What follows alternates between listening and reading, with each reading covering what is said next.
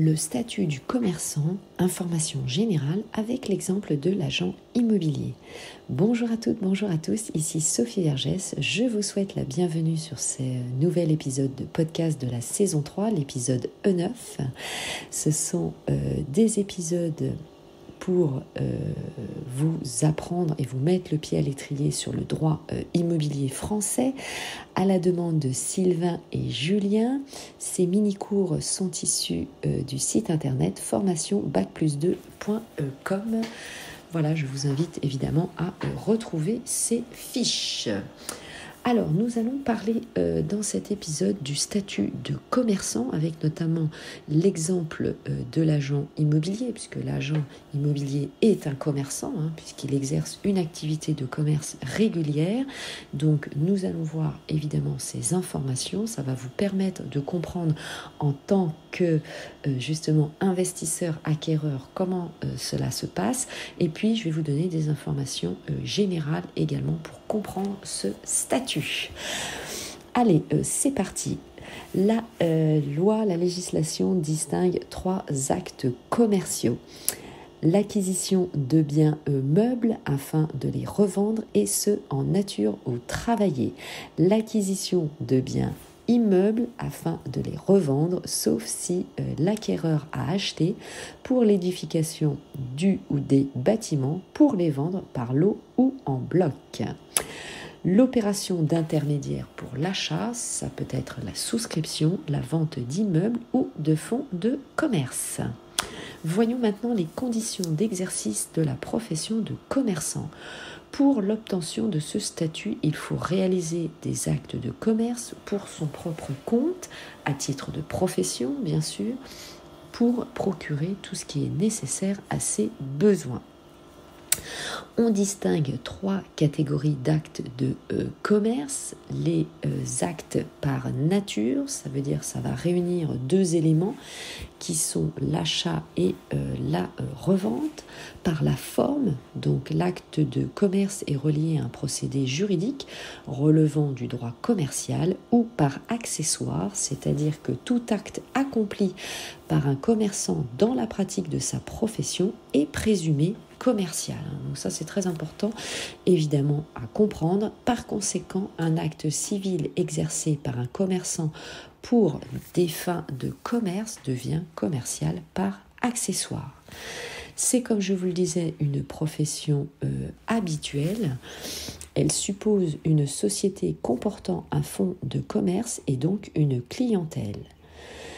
De manière professionnelle et indépendante, puisqu'il faut réaliser des actes pour son propre compte, indépendamment d'un employeur qui peut être trouvé dans un contrat de travail. Évidemment, c'est complètement différent. Voyons maintenant la profession d'agent immobilier, puisque c'est régulièrement, dans un cas sur 2, un agent immobilier qui va vous accompagner pour votre investissement immobilier ou votre acquisition. Donc, on va voir comment ça se passe, comment qu'il est déclaré. Alors, un agent immobilier, pour développer son activité, peut s'entourer de collaborateurs. Donc, il faut savoir que chacun des collaborateurs doit être bien sûr déclaré et avoir sa carte, évidemment. Les différents statuts, soit le collaborateur est salarié en négociation immobilière, soit il est agent commercial. Le collaborateur doit être titulaire justement d'une attestation l'habilitant à cela, preuve qui permet de s'entremettre pour le compte de l'agent immobilier. L'entremise, c'est bien sûr le fait d'amener une vente jusqu'au bout, donc de vous amener en tant qu'investisseur à votre acquisition, et l'agent immobilier va être payé au moment évidemment du passage de l'acte authentique seulement. C'est ce qu'on appelle l'entremise.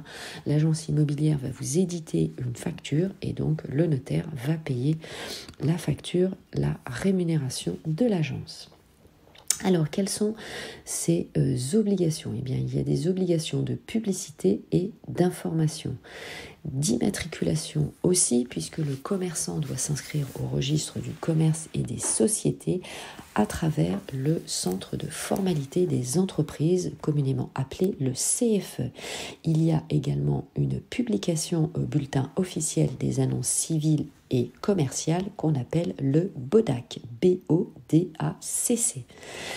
Les obligations du commerçant, ce sont des obligations comptables et sociales, puisqu'il y a des papiers d'enregistrement, bien sûr, des documents de synthèse annuels à la clôture de son exercice, des comptes bancaires. Il y a également des obligations fiscales, puisque tout commerçant est assujetti à différents impôts et taxes. Alors, quelles sont les conséquences juridiques maintenant? Il faut savoir que le commerçant va profiter de ce qu'on appelle un fonds de commerce pour répondre à ses biens personnels. Il y a bien sûr un nom commercial, c'est une appellation qui permet au commerçant de pratiquer son activité. Un domicile commercial, il a une adresse tout simplement.